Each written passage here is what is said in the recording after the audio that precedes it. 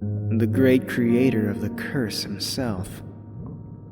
Some sirens deem him our savior, while others cower at his name. And the rest of us know that the Poseidon isn't real. No one has ever seen him before, and there's no proof he even exists.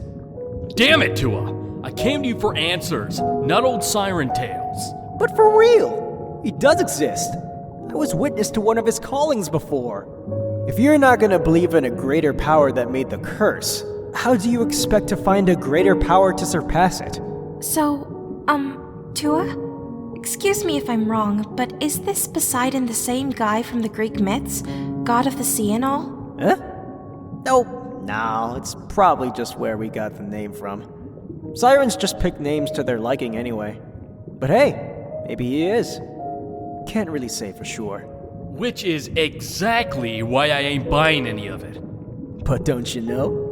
Rumor going round is that Poseidon is in this here area. A plausible key to your dilemma, yeah?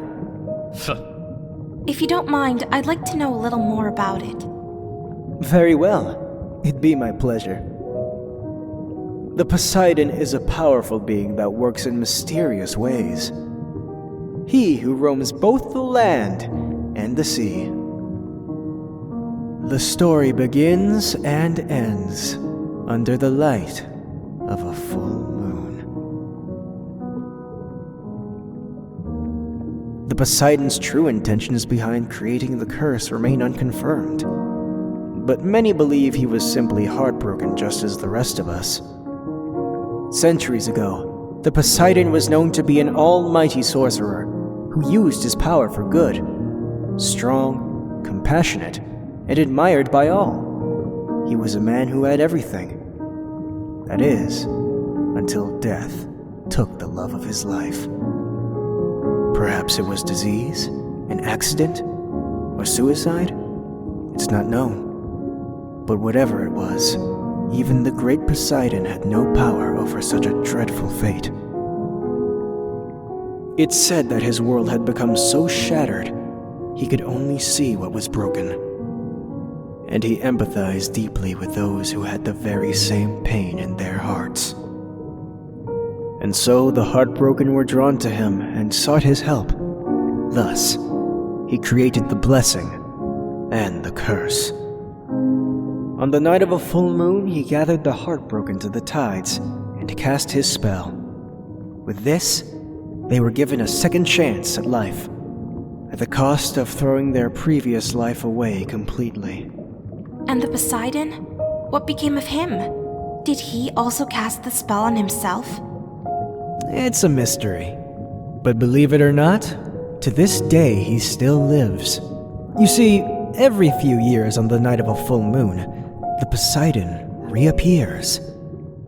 Each time it's a different place, whether it's on the shore or in the middle of the sea, but it's always the same ritual. With an enchanted conch, he casts a spell and calls all the sirens in that particular area. All sirens who hear the blowing of the conch go into a trance-like state, gathering into one place. This is the Poseidon's calling. And then what happens? Well, from there I'm not too sure. But what I do know is that once it's all over, all the sirens snap out of the trance they're in. It's said that the Poseidon actually selects one siren from the calling and vanishes off with them. Are they saved? Or are they sacrificed? No one knows. I witnessed a calling myself, and I personally believe that Poseidon's intentions are good. It's only natural for us to fear or reject what we don't understand. But what most forget is the fact that we're not bound to this watery grave forever. There is a way out.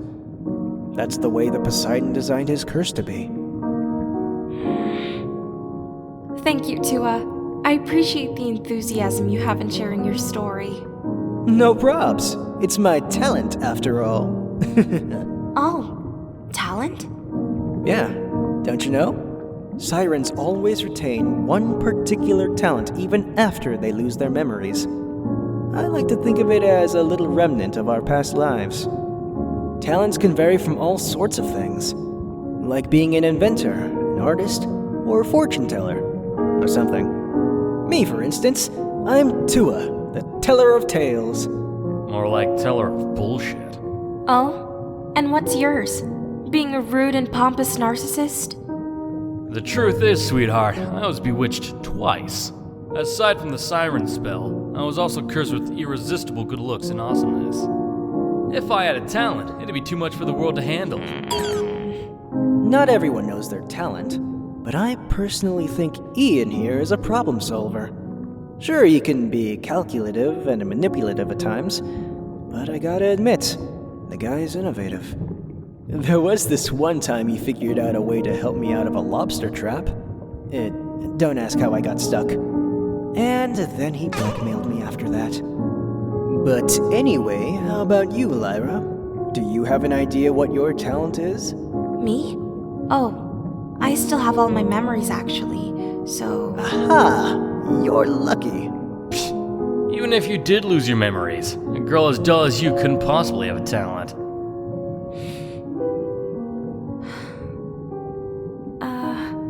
I think the sun will be setting soon. I should probably start heading back. We'll chat some more another day, yeah? I'll try gathering more info for you guys in the meantime. Thank you, Tua. You've been a great help. Hey! Let me give you a word of advice on women, brah. If you want to win her heart, you can start by, not insulting her. I'm not trying to win anyone's heart. I'm just trying to get my own back. I better catch up with the fish bait. Later, bro. See ya. I'll be here.